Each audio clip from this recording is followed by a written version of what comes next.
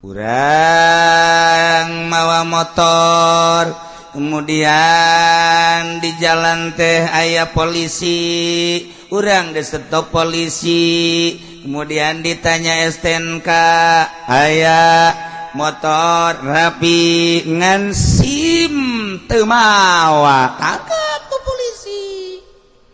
Ketika orang nyogok supaya ulah ditangkap, ar-rashi wal murtasi finnar. Eta nu mere jeung nu narima polisi jeung nu naik motorna jadi kerak neraka.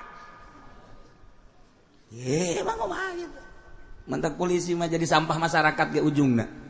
Coba eta haram. Kumaha mun kieu? Urang dek buru-buru ka Cisoka lantaran dulur urang muriang kritis, urang di bel, siap urang naik motor der. Kalau beneran di Cikupaya polisi trit. Aya bae jeung ieu. Ada SIM, ada STNK, aya motor, aya kepentil-pentil, aya KB, helm make, tapi tetap ditangkep bae. Wah, kunyana dikata sennya nyalanya dikit. Sial teh polisi, atuh hurung kene ngan saya digentit gitu tah. Kurang normal cek ini. Saya tah eta urang teh hayang lulus. Ieu mah supaya urang cepet ke Cisoka ieu lantaran dulur urang keur kritis urang di bel bae ieu mah demi kelancaran mere lain nyobok sama kos kitu mah sebab lengkap artinya teh lengkap surat aya SIM aya motorna rapi dan lain sebagainya geus ieu tinggal ya silakan tapi tetep bae sen hurung ngan leutik ngentit tetep jangan hayang sogok ku urang nah nu narima nama haram nu mere naon teu. Burang masih keneh ngebahas tentang ridah. Nu hati-hati lantaran keluar tina Islam, pegat tina Islam tilu rupa. Hiji pegat tina Islam teh ku niat kufur, niat jadi Yahudi. Niat jadi Nasrani, niat jadi Konghucu Buddha dan selanjutnya. Seketika eta nyana ngageser, nyana jadi kafir, jadi murtad. Nu tobatna kudu maca 2 kalimah syahadat. Marka 2 galuar tina Islam teh ku ucapan kufur na ieu loba pisan bahasa-bahasa anu mantak ngaluarkeun urang tina kaislaman naudzubillah min atawa pagawean kufur digoyahan kuki musonib eta mah omonganana anu ngaluarkeun tina kaislaman teh naha istihza ngaguguyon ngageugeuikeun atawa inad bener-bener teu percaya atawa i'tiqadat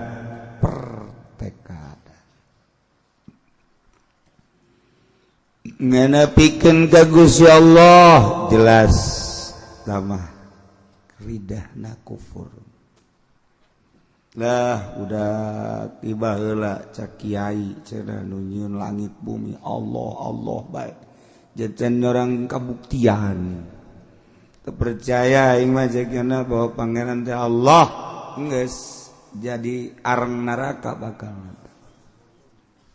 keluar tina Islam. Na'udzubillah min dzalika. Masyaallah. Atawa ngabohongkeun ka para rasul. Lah dongeng doang sama kiai bahwa Allah teh cenah ngutus para rasul-rasul aing mah teu percaya saeutik-eutik acan. Ja Allah ngutus para rasul geus kaluar tina Islam. Atawa ngomongna kieu ai Kangjeng Nabi Adam, Idris, Nuh, Hud Nabi Shaleh Syuaib Lut kabeh termasuk Kangjeng Nabi Muhammad emang nabi, tapi Kangjeng Nabi Isa mah teh lain nabi, teh mah pangeran. Enggak sate di sate jadi areng neraka kafir saurang Bandung teh dipercayai sing ade atawa kieu ieu mah sia sing bener atuh hirup teh sing ngarukun negara ge boga rukun tetangga rukun warga ai sia ipan sia bakal balik ke akhirat sing boga iman atuh sia mah hirup teh teu ngarukun jasa segala ngeridit segala duit bank segala ayu geus cek aing mah teu ngarukun sia eta kos kitu hirup haji ongko goblok ongko cek mah teu ngarukun cek mah ji tolol aja sia mapan mamawa si mbak mah luluh teu meunang aya anu herang geus sia mah dibonceng bae ya cengeng masih mah teu ngarukun hirup sing boga iman atuh eprak nyana ngomong naon eta iman nyeh segala iman segala naon eta iman tah eta teh ngahinakeun kana iman kos kitu eta geus murtad sing hade tah jaga mentek dibolak-balik nyawa aing mah lah pokona mah aing mah kumaha aing bae hirup sia nganasihatan aing sia ngomong segala iman segala naon la adri mah liman aing teh nyaho naon eta iman teh nyaho aing mah geus kumaha aing bae hirup mah geus murtad ngahinakeun ka iman lamun kieu mah atuh aing geus sabarna tuh hayang ngarukun mah ieu mah keur kabeneran aya fasilitas be aing hirup marak maneh mobil boga duit aya awewe ambalaya aing hujung menggebu keur usaha aja ku aing jogot duit ba aing nyawa eta haram ngan lah tuh ke sagadeng deui aing bakal tobat henteu teh mah geus kitu mah tah sadar berarti mah tah tinggal diimpus bae teh mah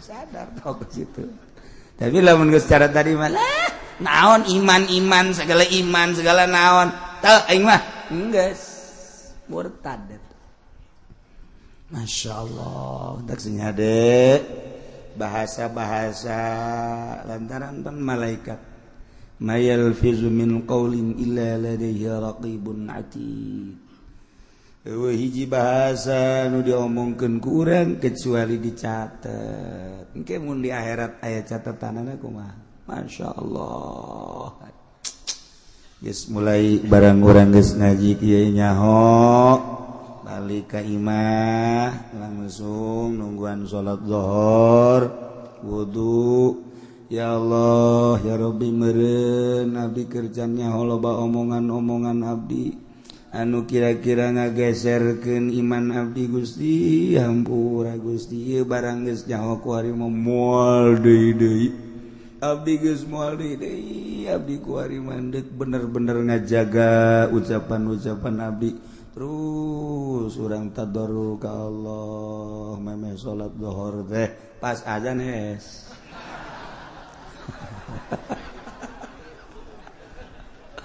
udang asar cek majikanna ka haji diuk bae teh kemang keur naon goblok sia aing kudu teu diudangkeun ji sugan kula mah tapakur bae gitu tapakur aing aya teh salat mah nah encan salat mah aing teu pati ngalengis can dahar aing ye wah teu beres kitu beres bae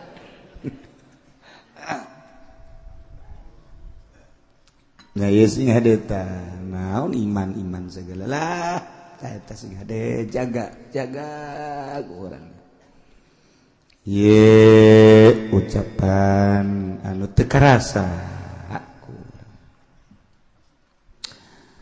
ari sia kadeleuna bangun mamawa tasbih bae emang sia ieu sok ngawirid naon hanya ho itu wiridan mah itu rahasia perusahaan mah ngadeketkeun diri ka Allah henteu aing hayang nyaho aja sia tiba heula gitu tilok mamawa tasbih jualan meureun kudu loba tasbihna ai hiji mah berarti sia wiridan aing geuleuh sia sok ngeluk bae di masjid sok maca naon sih itu mah urusan aing teh urusan bacaan mantep neuk naon teh henteu aing mah hayang nyaho doang tas sia sok maca naon zikir tah sholawat tah apa tasbih aing mah ti kiai cek kiai ge cenah ke di akhirat aya pepelakan sorga aju tua mah Rasul jannah naon pepelakan sorga orang pepelakan sorga teh la haula wala quwata illa billahil aliyil azim ta aing kuari keur ngawirid la haula batur maca la haula mangga bakal dicukupan segala rupa urangna dibere jembar bae mun dagang maju menjadi pejabat datang ka bisa korupsi eta laluasa maksudna beres budak ngomong la haula teh mawa seger gitu sia sok la haula la haula wala quwata illa billah la haula la tughni min ju'in dah ja la haula wala quwata illa teu nyukupan tina lapar tetep maca la haula wala quwata illa billah ge lapar mah lapar bae murtad cing ada eta Yesus wala sok ngawirid la haula bae ja tetep ngawirid la haula ge wae lapar bae. Sugan ku sebab ngawirid la haula haju seubeuh jan teu. Gas murtad teh cenah. Tan mantek ge rada lalaunan ye sing hade. Urang sok lalagaan man gos karah ditu ulah.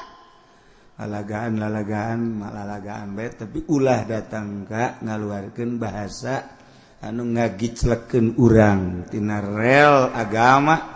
Datang ke orang murtad na'udzubillah min dzalik wa min dzalik ulah tasing la haula la tughni min ju'in dia teh nyukupkeun tina lapar tetep lapar mah lapar bae atawa lain lapar sia mah ngawirid la haula bae kunaon teu aing mah resep bae la haula aing ngawirid la haula bae terus bae dia hutang bae teu cumpon naon hubunganna la haula jeung hutang la haula mah hubunganna jeung kayakinan ari hutang mah tuh saha tah pambayar lah sugan ku la haula kabayar hutang jan teu lah eta kos kitu murtad ngahinakeun kana la haula wala quwata illa billahil aliyil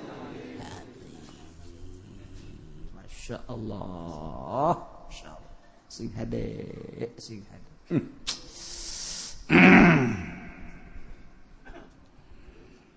jelema ngomong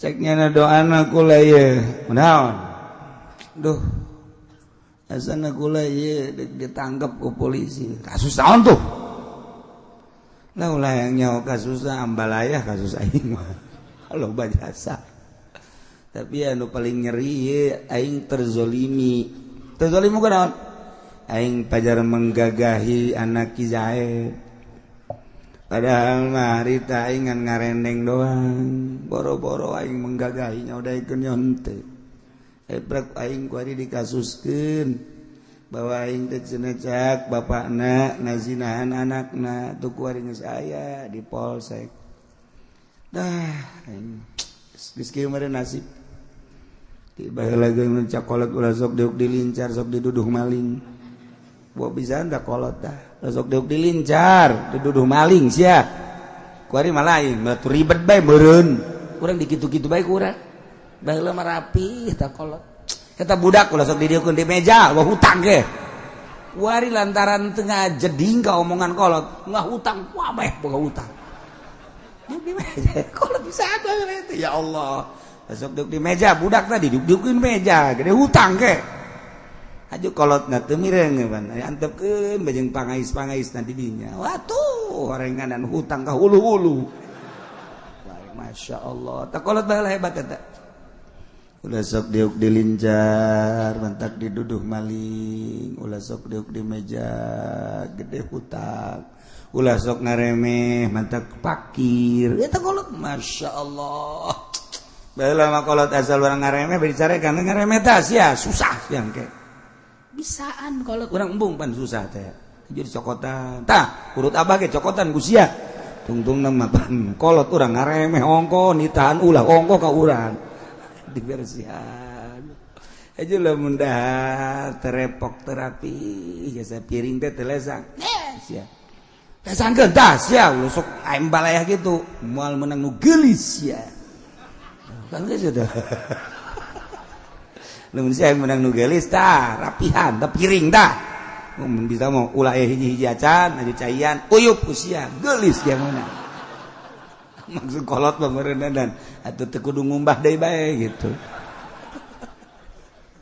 tapi bener eta asal anu rambetek beda harna rambetek tilok menang nu geulis tilok sok cirikeun gara-gara asal anu daharna rapi pamajikanna geulis man mantap kita urang mulai ti kuari mun dahar nu rapi urut batur ge mun teu rapi cokot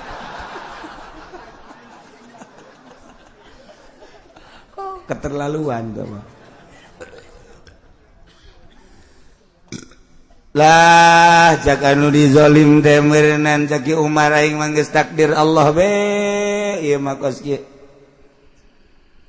caki Zaid anu nuduh kaki Umar bahwa Ki Umar teh ngazinahan anakna takdir lain takdir ieu mah kos kieu mah pagawean sia murtad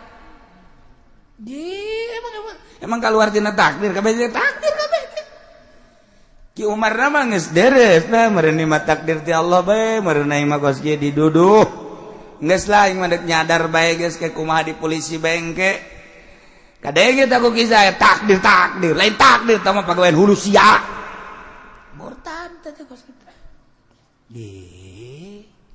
ulah sih hade kos kieu lah meureunna aing mah sakieu ayana emang kunaon gitu aing dagang endog aju dagang endog terus nanjak jalan panjarore kuari atuh ngagibeg sepeda aing ngagebeg ngaguling pepes kabeh beak ning modal-modalna geus nasib aing meureun kos kieu mah sadar pantah bagus da tukang endog dah geus nasib aing meureun kos kieu geus aing mah sadar bae nasib lain nasib tah mah siana bae lalawara murtad eta sing ada urang ngasok ngomong gitu kan nasib itu teman lain nasib lalawara lamun kieu ulah mamawa nasib hei nasib mah memang bener nasib tapi dia lalawara tapi nasib ieu tapi kieu mah teman lain nasib segala sia mah lalawara eta teh nganapikeun nasib berarti murtad beda saeutik teh ngagiclek tah beda saeutik mah ngagiclek mun kieu mah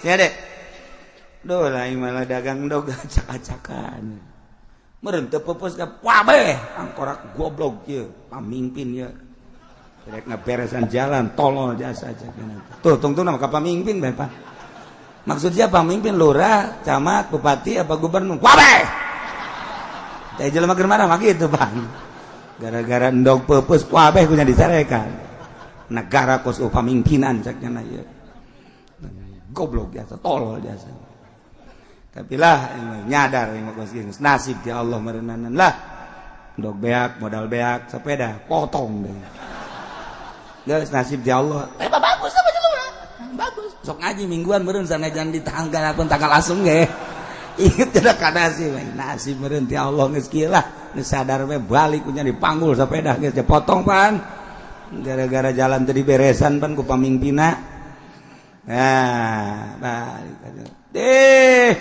siang ngacaprak nasib segala nyarekanan pemerintah segala tambah lain nasib tambah lalawara sia bego murtad lain nasib data emang aya nu kaluar ti nasib mun kieu mah bener lain nasib nama nasib tapi sia lalawara henteu teh mah bener tah nasibna memang nasib aing nyadar tapi kan sia lalawara henteu teh mah teu murtad lamun saking lain nasib mah lalawara sia eta geus murtad sing ada teh sia ada saeutik ngagiclek masyaallah nganapikeun nasib nganapikeun takdir Gusti Allah sia kunaon mah Zaid ngalamun bae sakana teh hirup geus eueuh harepan aing ambek euy deuleu Lampung lega Lampung Medan lega sia sempit amat sih hirup ente lah yang nggak harapan hirup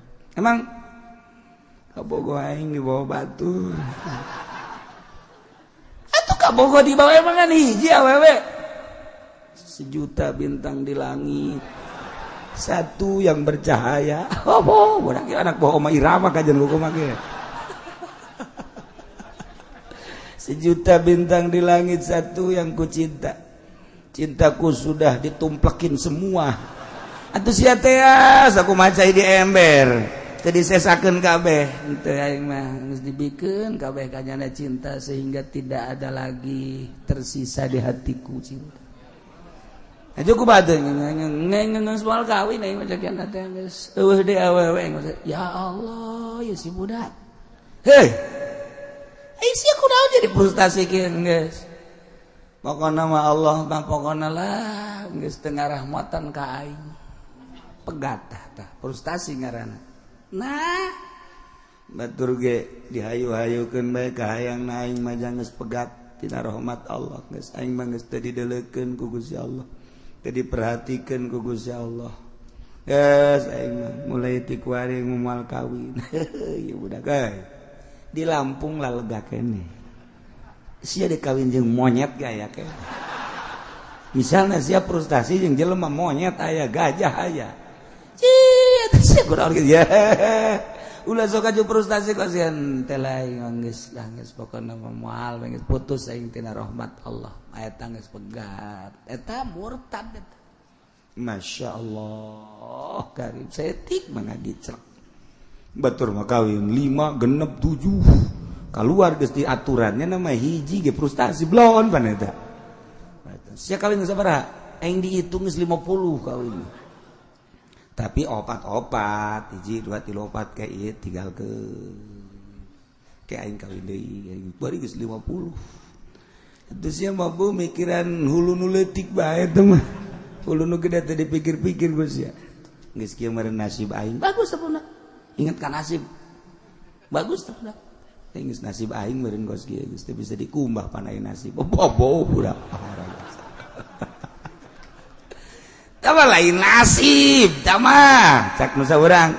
Lain nasib tama kos kitu menghayu ke nafsu tama. Lain nasib tama. Murtad dan ngomong. Isi ieu mah anu kawin bae deureus jak kawin bae nya teu murtad. Aya nu ngaharuan teu murtad. Masya Allah. Tadu tak sing hade jasa sing hade. Atawa aya Kristen datang ke urang, Ustaz, ya. Saya agamanya Katolik. Terus saya datang ke sini mau masuk Islam. Oh, mau masuk Islam? Iya. Tunggu dulu ya sebentar ya. Saya mau ke dapur dulu nih. Ke dapur. Eta murtad tanya nata. Ridho jelema nu deuk Islam ridho nyana kana kakafiran si eta. Ulah dingkekeun deui. Saya ke sini mau masuk Islam. Ustaz, duduk. Ya, ikutin syahadat ya. Langsung. Kecuali yang ngising jasa.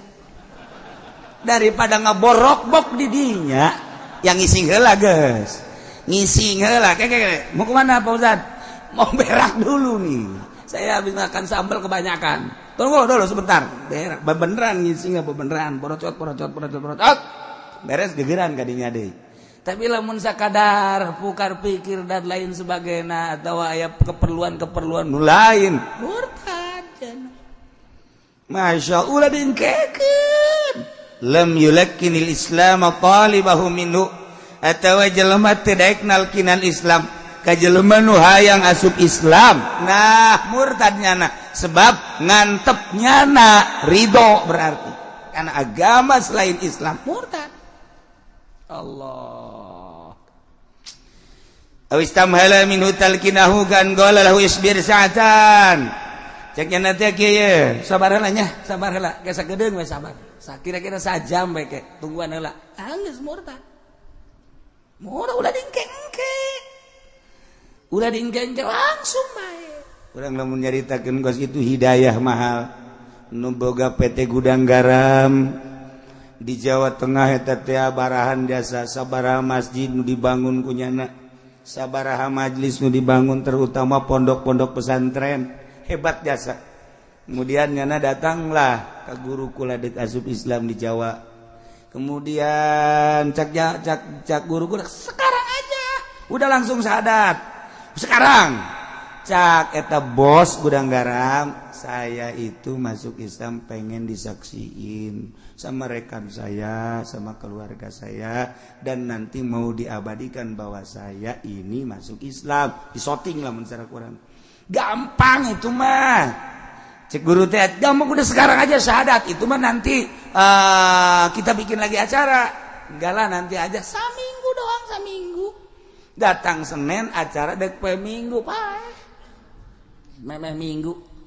Na eta kan ngaranna hidayah mahal, jasa hidayah mahal. Masya Allah. Tapi dulur-dulurnya terus Islam. Dulur-dulur nama terus Islam.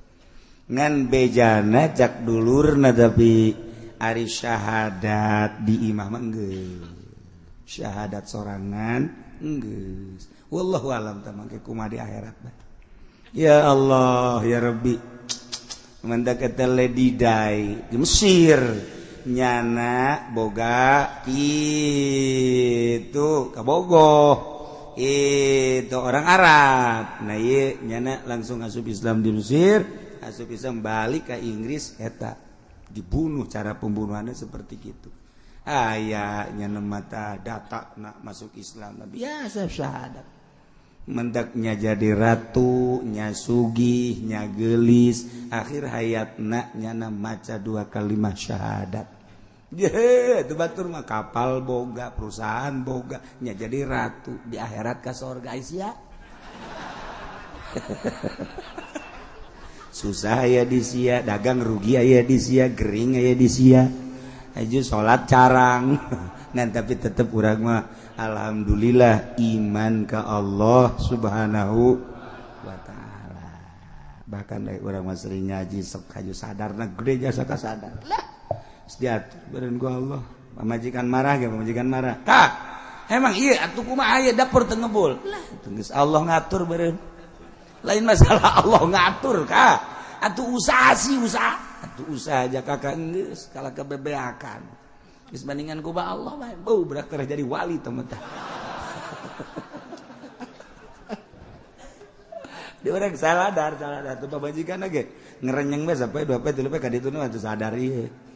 Ya jelas geus da atuh Kak. Ya kakak dicarekan ku kula ge kitu-kitu kene bae. Sarua kakak kula menyarekan kakak sarua jeung rekanan gunung. Tuh hartian. Geus lah. Atuh nu penting mah atuh urang dalalahar bae. Kongkorong jualin aya kene.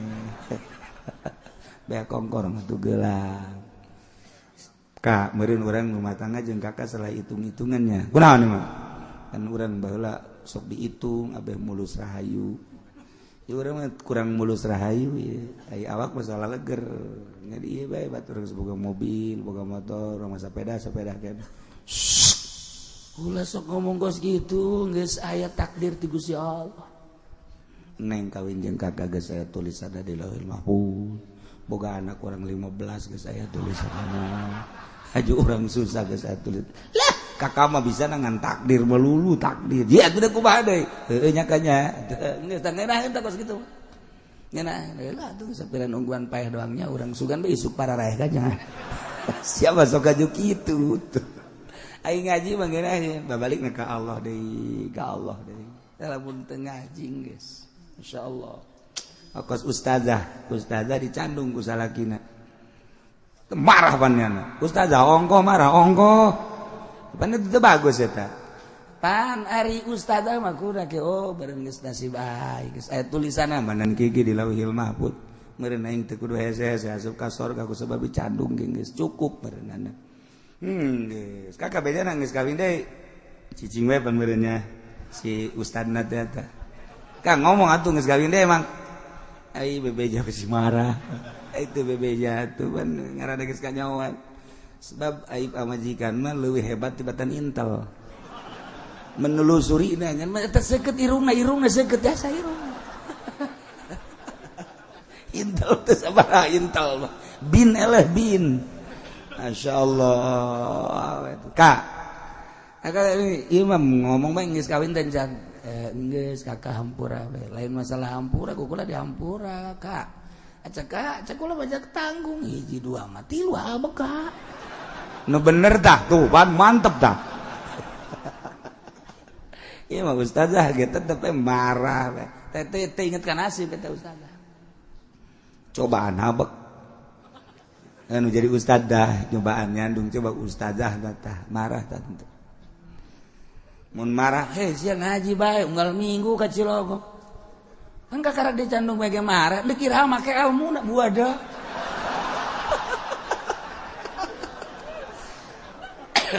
eta kos kitu tah aja sok malikeun nyana hei ulah sok aju kos kitu guruna ge guruna can nyandung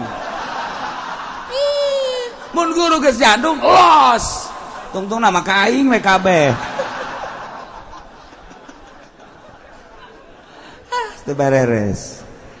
Nah, ieu istamhala minhu talqinau.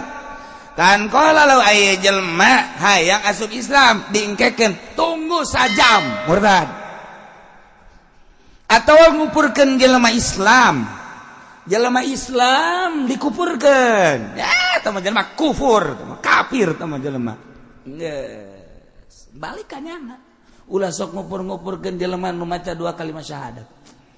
Adapun kadeuleu nyana rada kurang-kurang ucapan misalna nu kaluar di naon kitu ngegerokeun bae gerokeun nasehatan 2 mata ulah sok dikupur-kupur malikna ka nyana masyaallah karim sing ada atawa kieu Zaid ka dieu ai sia kadeuleuna ku aing hirup sakadaek sia ieu sia ku ari kerja di DPR Bang aing nyaho jasa sia kamari ieu mawa awewe emang aing teh nyaho emang sia nyaho ye aing rakyat tapi neulekeun sia awewe ku sia dibawa pan sia teh dewan aju korupsi aya di sia malah aing nyaho pan sia mengkonsumsi obat dah sia nyahoanan ih aing nyaho jasa sebab anu ngajualna bebeja ka aing nyata bener tah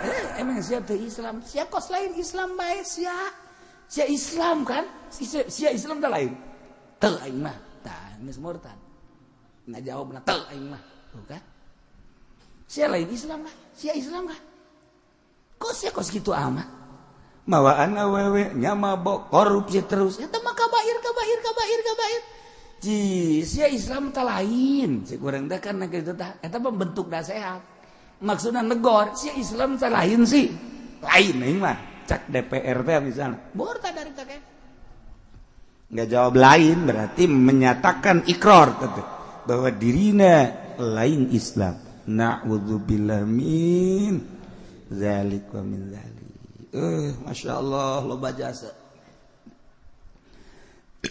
mang now ulah sok adu kotok bae atuh geus teu lain zaman ku ari mah lamun endek ge lamun endek cross lain adu kotok teh mah zaman kamari ieu teh mah zaman jaipongan eta mah kos kitu mah teh mah zaman ngadu koprok teh mah kos kitu mah rolet di lembur ngadu kotok diteruskeun keneh bae ku ari mah geus lain zamanna geus lain zaman ngadu kotok ku ari mah zamanna zaman internet zamanna ku ari mah zaman motocross zaman sirkuit ulah ngadu kotok beke di akhirat mamang ke ku kotok diadukeun ku ari kotok diadukeun ku mamang emangnya teh nyerieun kitu silih pacok nyerieun engke di akhirat cak anjing nabi ge di akhirat di poe kiamat engke mamang diteangan ku kotok diadukeun mamang dah teu sieun saeutik-eutik acang aing poe kiamat murtad Jawa teh sok ngomong kos gitu kan kiamat tah hayang teu sieun ieu mah kiamat la akhaful kiamat teh ieu mah teh sieun ka poe kiamat ke ongke bae dongeng doang teh mah kiai kiamat ya can orang anu balik ti ditu eta murtad geus kitu teh ieu teh sieun ka poe kiamat teh murtad sebab eta mah intina teu percaya tapi beda jeung wali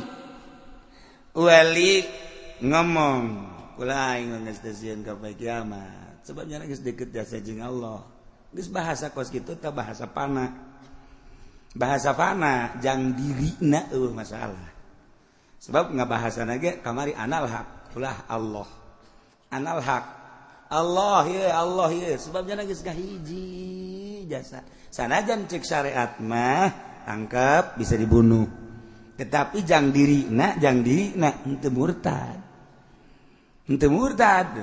teu sieun bae kiamat atuh emang kunaon gitu teu sieun jeung Kangjeng Nabi sok kapanggih bae unggal peuting jeung Gusti Allah sok kapanggih bae malah geus kabayang poe kiamat indahna di akhirat henteu ingat sieun saeutik-eutik aya can poe kiamat henteu henteunan kitu ngaranna teu murtad tah wali mah mun disedek kurang teu sieun ka kiamat teu saeutik-eutik neraka dipake ka sieun aya ka sorga teh hayang neraka tembung ayo maksudna kumaha aing mah hayang jeung Allah tah isi hatena kan kos kitu geus mun nyaritakeun teu sieun ka kiamat teu sieun ka neraka eta mah tah kos kitu henteu naon wali mah beda jeung tukang ngadu kotok mantek tadi contohna ge tukang ngadu kotok atau man gaple ti jam 6 isuk-isuk datang ka zuhur datang ka asar mending mun menang eleh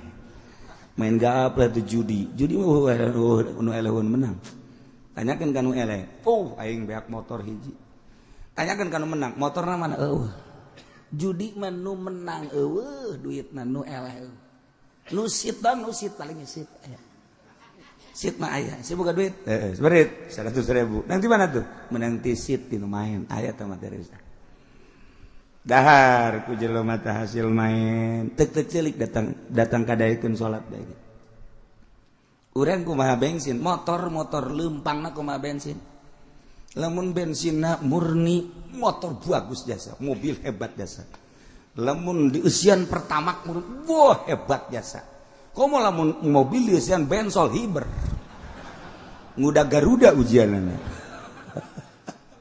tapi lamun goreng di usian 2 tak merebet usian kurang minyak tanah dia kacikupa datang ka teureut jago dorong goreng salah bensin jakna goreng tadi dawa bensin usian minyak tanah wah motor ge acak-acak awak kurang sarua esian coba ge hasil ti pamarentah awak kurang daekeun moal hudang peuting teu ceulik sanajan daekeun hudang peuting beurangna kakaleyengan peuting tas tahajud beurang kakaleyengan cak pamajikanna ka emang kunaon itu bangun kakaleyengan mabok tahajud aing keur peuting puyengnya saya beurangna puyengnya eta bengsina cok kiai mah peuting tahajud peuting maca Quran beurangna aja biasa bae tuh si anu peutingna tahajud maca Quran wirid beurangna biasa bae bensina rapi bensin teu merebet urang menang ti pamarentah merebet kajen ku kumaha ye kiai cenah ulah sok kitu ki di dieu loba jasa pamarentah juga aja aing mah teu ngajakan pamarentah ngaji pamarentah kena ulah ngaji ka dieu mah antep kena sakalian jadi di neraka maksudna itu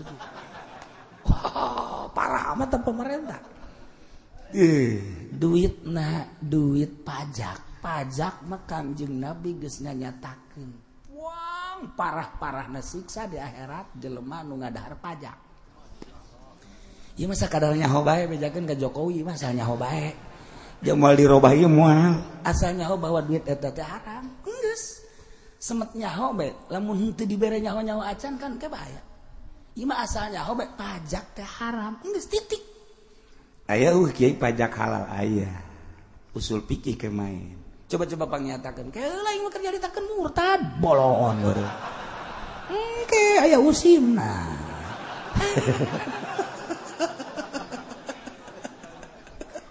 atuh aya usim dan ada dia kos nyogok pan geuring geus bejakeun usul fikih teh nyogok teh aya nu halal tah mantep cenah kos kumaha tah halal tah halal sebagian kan sogok menyogok ar-rasyi wal murtasyi finnar urang mawa motor kemudian di jalan teh aya polisi urang disetop polisi kemudian ditanya STNK aya motor rapi ngan SIM teu mawa tangkap ku polisi ketika orang nyogok supaya ulah ditangkap ar-rashi wal murtasi finnar eta nu mere jeung nu narima polisi jeung nu naik motorna jadi kerak neraka. Emang kumaha gitu. Mentak polisi mah jadi sampah masyarakat ge ujungna. Coba eta haram. Kumaha mun kieu? Urang dek buru-buru ka Cisoka lantaran dulur urang muriang kritis, urang di bel, siap urang naik motor der. Bae beneran di Cikupaya polisi trit. Aya bae jeung ieu. Ada SIM, ada SNK, aya motor, aya kepentil-pentil, aya KB, helm make, tapi tetap ditangkep bae. Wah, kunyana dikata sennya nyalanya dikit. Sial teh polisi, atuh hurung kene ngan saya digentit gitu tah. Kurang normal cek ini. Saya tah eta urang teh hayang lulus. Ieu mah supaya urang cepet ke Cisoka ieu lantaran dulur urang keur kritis urang di bel bae ieu mah demi kelancaran mere lain nyobok sama kos kitu mah sebab lengkap artinya teh lengkap surat aya SIM aya motorna rapi dan lain sebagainya geus ieu tinggal ya silakan tapi tetep bae sen hurung ngan leutik ngentit tetep jangan hayang sogok ku urang nah nu narima nama haram nu mere naon teu eta usul fikih teh datang ka dinya. Kumaha tadi usul? Engke, ieu mah keur carita bayangan bae lanang. Aya kos kitu, ala kadar ta bayangan. Jadi engke kaluhur ge coba. Geus pajak ge aya anu halalan ala kadar eutik. Masyarakat itu nu narima tetep haram bae. Nah, ieu keur carita bahwa nyana ngomong aing mah teh sieun saya 3 acan ka poe kiamat sanajan aing ngadaharan pajak bae teu aing mah teh sieun dah akhirat kiamat kumaha engke bae nah murtad teh sieun ka kiamat puguh nu mantak urang peuting tadarruge ka Gusti Allah cerik eta teh sieun jaga engke geus badi kuburan urang ngabayang-bayang geus mangke kitu dihudangkeun baas dikubur kemudian ka masyar engke bakal aya timbangan urang ngabayang-bayang diri urang teh bakal seperti kitu be lamun kabeneran dosa urang anu loba leket ieu timbangan kabelah kenca meureun moal teu urang teh cek malaikat ieu mah neraka bagianana bayangkeun neraka teh seuneu boro-boro engke seuneu geus jutaan tahun kakarak urang di imah urang kapanasan bae ge aya kompor ngegedug-gedug urang geus lumpat kahuruan saeutik bae ge urang geus lumpat kakarak kena rokok saeutik bae ge urang geus lumpat ieu urang ngaberanikeun diri terus maksiat ka Allah kemudian urang teu ngabayangkeun neraka aya omong teh sieun ieu mah ka kiamat teh sieun ieu mah ka neraka murtad tak sing hade masyaallah karim ada anu adzan Allahu akbar Allahu akbar Allahu akbar Allahu akbar bohong ada ke situ mana ada Allahu akbar dah Allahu akbar Allahu akbar Allahu akbar Allahu akbar Allah nu maha agung bohong murtad ngadenge nu azan bohong sia bohong murtad ngabohongkeun kana akbarna Allah masyaallah mun kieu mah hayya 'alas shalah hayya 'alas shalah woi gandeng ente tahu teu murtad ente ngan hampir-hampir geus dah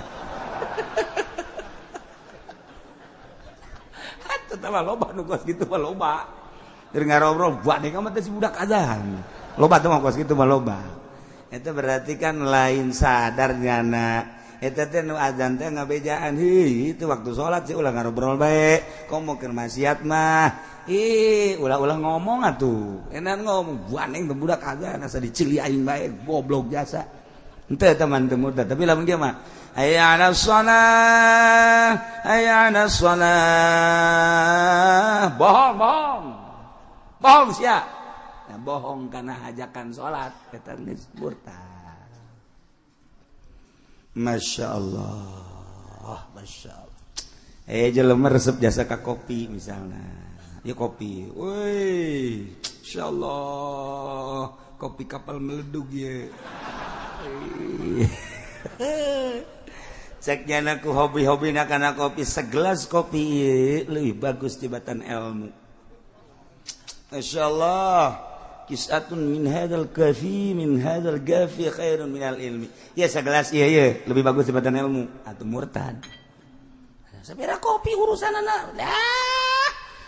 Atuh sapira kopi jadi cai kieu ka ditu rai ilmu kan. Masya Allah. Masya Allah. Tapi murtadin loba jasa. Atawa nyana ngadoa Gusti abdi manggeus teu kuat jasa ieu boga panyakit Gusti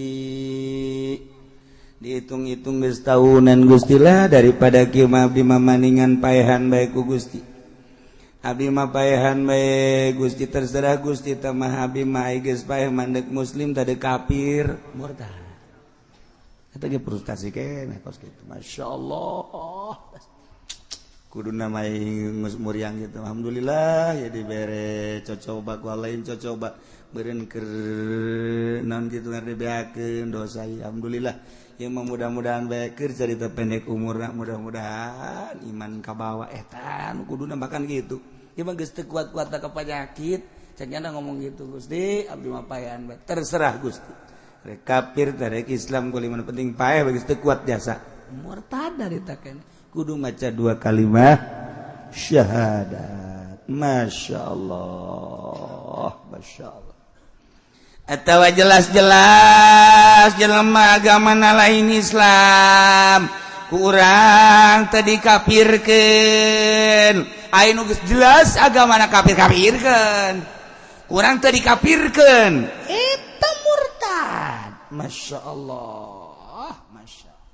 Ada ngomong kieu ya Allah ya Rabbi ya terus-terusan Gusti ka abdi teh mere coba kamari usaha abdi beak abdi usaha Gusti Maha Uninga bagus bahasa kos kitu nama tapi kan rugi jeung modal-modalna beres tidinya abdi boga ruko kapan kahuruan Gusti ala ayakad ala kadar jang dahar didinya teh jengjang menopang kehidupan rumah tangga kan kahuruan aju anak abdi panu kahiji maot aju nu bungsu paeh deui Gusti ieu seku terus-terusan ieu si Gusti nah ieu mah mimiti usaha abdi rugi acak-acakan poe jeung modal-modalna boga ruko ala kadar warung-warungan kahuruan anak anu panggedena paeh nu bungsu deui meujeuna pangherang mata abdi pangresep mata abdi Gusti paeh deui pamajikan deui muriang ieu deuk dikumahakeun deui abdi Gusti ayo deuk naon deui Gusti ayo selanjutnya deuk naon deui murtad eta ngomong kos kitu itu lah naon menghayu-hayu ke Allah. Eta kos kitu ulah, eta murtad eta bahasa kitu sarua jeung henteu narima kana takdir jeung nasib ti Gusti Allah Subhanahu wa taala. Masyaallah. Atawa ya jelema saha-saha jelema nu asup Islam bakal dibere ye lamun ti Konghucu bakal dibere ye motor Scoopy lamun ti budak bakal dibere ye motorna motor nu gede teh naon ngaranna nu gede dasar susah sih mah teu nyaho ese aing ngomongna ya lamun ieu dibere bakalna BMW tah ya lamun Kristen Katolik asup Islam na ieu bakal dibere mobilna mobil BMW deui lamun Yahudi ya asup Islam yo Yahudi asup Islam ieu dibere Lexus masyaallah atuh aya jelema ti Buddha asup Islam bere motor Scoopy bere sesuai jeung itu jelema sugih tah pokona nu asup Islam dibere aya ki saya di Islam aing hayang teuing tadi mah kafir aju asup Islam meureun aing ge dibere murtad ngahayal kos kitu tolol teh budak mending kieu aturan mah mending padahal mah aing teu kafir ge atuh bere-bere gitu kan teu masalah tah mah atuh tinggal menta bae heuy aing mah teu kafir ieu Islam asli atuh beres sih batang naon entah bedek dibere deuk teu kafir tapi lamun kieu mah aing hayang teuing baheula teh kafir teu aing menjadi Kristen mah kuari asup Islam teu meureun aing dibere mobil BMW murtad dari teh sebuah hayalan tapi ngamurtad gitu Masya Allah karim laitani kuntu kafiran fa uslima fa utama landuh hayang teuing kaula teh kafir haju asup Islam meureun aing ge dibere mobil tak eta kos kitu murtad adawa guru ngaji ngomong kieu ceng di durang teh aya agama hiji aya agama Buddha aya Hindu aya Konghucu aya Kristen aya Katolik aya Protestan aya Islam ngan eta mah Buddha Konghucu Hindu dihijikeun jadi hiji teh mah nah iya ya Protestan aya Kristen jadi hiji tah kemudian aya Islam nah jadi agama teh loba barang ditilik-tilik ceng gerage ku Aceh nya nah kadeulana bagusan kene Nasrani jeung Islam mah murtad ngomong kos itu murtad nah kadeulana ku urang barang dipandang bagusan kene agama Kristen jeung Islam murtad kos itu murtad eta geus ngabaguskeun kasalian agama Islam murtad namun kumaha ku lamun kiai semua agama itu bagus mun datang kadinya murtad lamun kieu mah semua agama itu bagus bagi penganut-penganutnya henteu teh mah kos kitu bagi penganut-penganutnya jadi ngaranna ditakwil lamun kieu mah seluruh agama itu bagus titik datang kadinya murtad ngabaguskeun agama di luar Islam murtad tapi lamun kieu mah seluruh agama itu bagus menurut penganut-penganutnya karena saya agama Islam menurut saya agama yang paling bagus adalah Islam menurut Ahok karena Ahok mah Kristen dia mah Kristen yang bagus menurut Jokowi remeng-remeng saya maksudnya nggak tahu dah tapi yang jelas dia juga Islam sebab dia suka sholat duha wallahu alam zuhur mah gitu nah itu kan ngomong seluruh agama itu adalah bagus titik datang ada yang murtad kudu maca 2 kali syahadat seluruh agama bagus menurut penganutnya masing-masing henteu ya Allah nu mantak sing hade urang bahasa urang seperti Gus Nuril ngomong seluruh agama itu bagus tidak ada yang tidak bagus sebab ada yang mengikutinya menurut yang mengikutinya ya bagus tetep murtad teu naon nya ngomong gitu di gereja emang murtad henteu talinga kurang teu perhatikeun bahasana apa seluruh agama itu bagus sebab ada yang mengikutinya jadi menurut pengikutnya ya bagus ya teu murtad bahasa setik melimit nya ngomong di gereja rame kos diekpos dan lain sebagainya urang ngadengena kudu nu asli ulah ngadenge ti HP nu sapotong lamun urang ngadenge ti HP sapotong dipotong-potong komo nu ekstrim ujung-ujungna kan ieu mah mengadu domba nu asli coba emang kuat teu boga eta rekaman eta boga sarua sebab beusi nyana bener murtad deui towel ku kula mah sebab nyana adalah sarua jeung urang pendakwah atuh lamun nyana salah kula mah wani Gus Nuril sini ngan 4 mata sini duduk situ Jakarta ada cewek nggak sih? Ada apa sih ya? Iya, maksudnya kalau ada cewek yang cantik kita kawin lagi. Iya, karena kesehatan naon sih. Kesehatan boleh itu waktu ngomong di gereja bahasanya ini. Kula mah sanggup dah. Tapi barang nggak dengar rekaman asli. Emang kiai nggak dengar rekaman?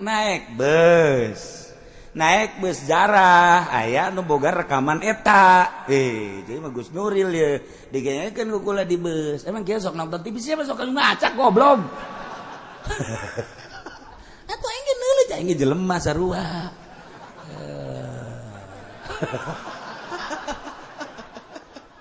Digenyekeun ku kula. Aya nya susut. Aya rekamanana. Digenyekeun ku asli tanu asli. Oh atuh henteu murtad bahasana. Seluruh agama itu bagus sebab ada yang mengikutinya. Jadi menurut pengikutnya ya bagus. Gus Nuril bari lalagaan. Henteu murtad teh naon. Namun kieu seluruh agama itu bagus. Titik. Sudah. Eta teh bagus. Supos kitu kudu maca 2 kalimat syahadat. Mentak sing hade. Sautak setik. Iya sing hade bahasa teh. Nah iyalah perhatikan memantak dibulak-balik jang modal diri orang asupkeun pelakeun ka jero hate tanam ulah sembarangan orang ngomong besi hanas orang surah seri di akhirat aya dokumen orang diangsongkeun ku malaikat naudzubillah min zalik lamun sampai dokumen orang ke diangsongkeun kemudian orang tergelincir tina ucapan lah hanas ngomong teu sabaraha hanas orang keluar tina Islam mentak jaddidu imanakum bila ilaha illallah geus sering-sering maca syahadat asyhadu an la ilaha illallah wa asyhadu anna muhammadar rasulullah baca la ilaha illallah muhammadur rasulullah geus beres au halala muharraman wallahu a'lam.